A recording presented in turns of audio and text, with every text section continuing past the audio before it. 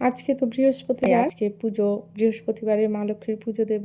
তো প্রথম থেকে ভেবে রেখেছিলাম একটা কিছু মিষ্টি বানিয়ে দেব, কিন্তু সারাদিন ধরে কাজকর্ম করে এতই কাজ ছিল আজকে যে পুজো দিতে দিতে অনেকটা দেরি হয়ে গেছে। তখন ভেবেছিলাম শুধু ফল দিয়ে দিই, কিন্তু মনটা আর মানলো না, তাই বানিয়ে নিলাম বেসনের লাড্ডু। এই লাড্ডুটা বানাতে দেখো চিনিটা আমি প্রথমে রেডি করে নিয়েছি। তোমরা দেখলে কি করে করলাম। মেজারমেন্ট কিছু বলতে পারছি না, কারণ আমার যেহেতু এখানে কাপ কোনো কিছু নেই ঠাকুর ঘরে, তার জন্য আমি অল্প করে বানিয়েছি। আর ফার্স্ট টাইম যেহেতু ট্রাই করেছি, তাই আমি একদমই খুবই সামান্য পরিমাণ বানিয়েছি। রেসিপিটা তোমাদের একটু বলে দিচ্ছি, তোমরা বারবার দেখে নিলেই বুঝতে পারবে।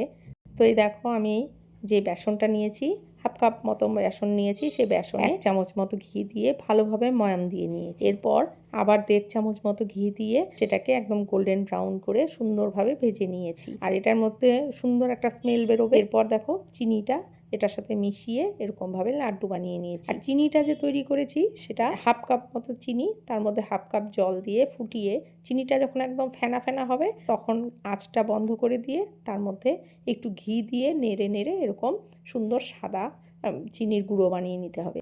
তো আজকে ঠাকুরের জন্য এটাই তৈরি করেছিলাম। এই দেখো আজকের দর্শন। আর সত্যি সত্যি লাড্ডুটা প্রসাদে দিয়েছিলাম, মনে মনে ভয় ছিল কেমন না কেমন হয়েছে, কিন্তু ভালো হয়েছিল কি বলবো, মুখে দিলেই যেন মিলিয়ে যাচ্ছে। এরপরে যেদিন বানাবো রেসিপিটা খুব ভালোভাবে শেয়ার করব।